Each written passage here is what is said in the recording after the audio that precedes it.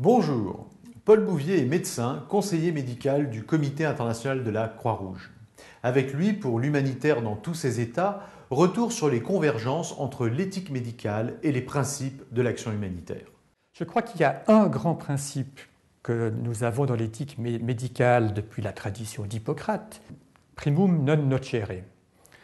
Au moins ne pas nuire, il faudrait qu'on traduise ça. Ce n'est pas d'abord ne pas nuire. Si on est humanitaire, c'est d'abord pour agir. Ce n'est pas pour interpréter le principe en disant d'abord ne faisons rien si on n'est pas sûr de ne pas nuire. Ça, ce serait un malentendu. Ce que Hippocrate dit, c'est au moins que dans ton action, tu ne nuises pas à ton patient.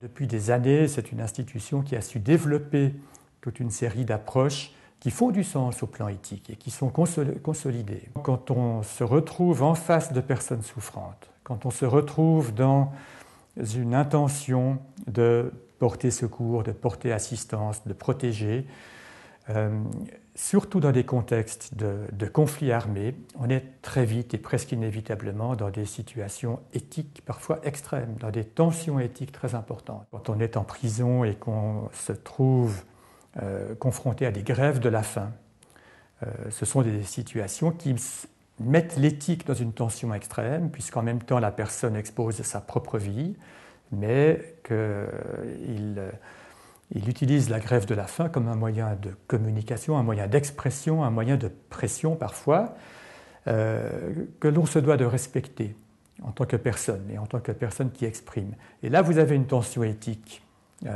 très difficile. Et ça, c'est tout le travail de l'éthique est là. C'est un travail de réflexion partagée.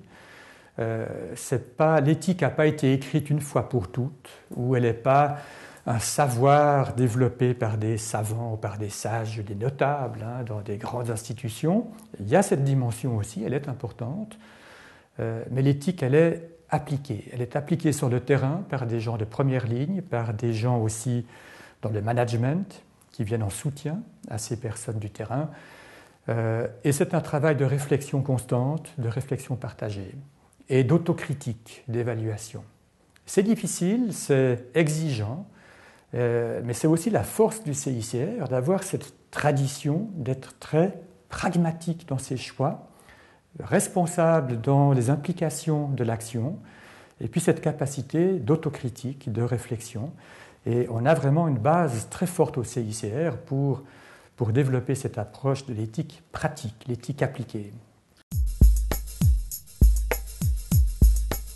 On est dans de nombreuses situations dans lesquelles ces principes ne sont pas respectés et dans lesquelles les personnes victimes de conflits n'ont pas accès aux soins de santé, où les professionnels de santé sont eux-mêmes menacés, voire victimes de violences, et les services de santé eux-mêmes sont pris comme cibles dans les conflits armés. Je pense qu'au point de vue éthique, les choses sont relativement claires dans toutes ces situations-là. C'est vraiment une éthique médicale et une éthique humanitaire très fondamentale qui est en jeu. Ce sont des fondements même de notre société, de la société humaine, pas la nôtre, mais de l'humanité en tant que telle, qui sont en jeu et qu'il s'agit de réaffirmer à travers ce projet. Je pense que ce qui est universel dans l'humanitaire, c'est d'abord cette notion de soin à la personne souffrante. Tout part de là. Tout part du se trouver en face d'une personne blessée au bord de la route, ou de milliers de blessés et de cadavres sur un champ de bataille, abandonnés, sans soin. C'est cette idée d'universalité que l'humanitaire amène en plus des principes que la médecine pratiquait depuis très longtemps, avec des hauts et des bas, parce qu'effectivement, dans les conflits armés, la notion d'impartialité ou de neutralité était difficilement respectée et parfois très mal comprise.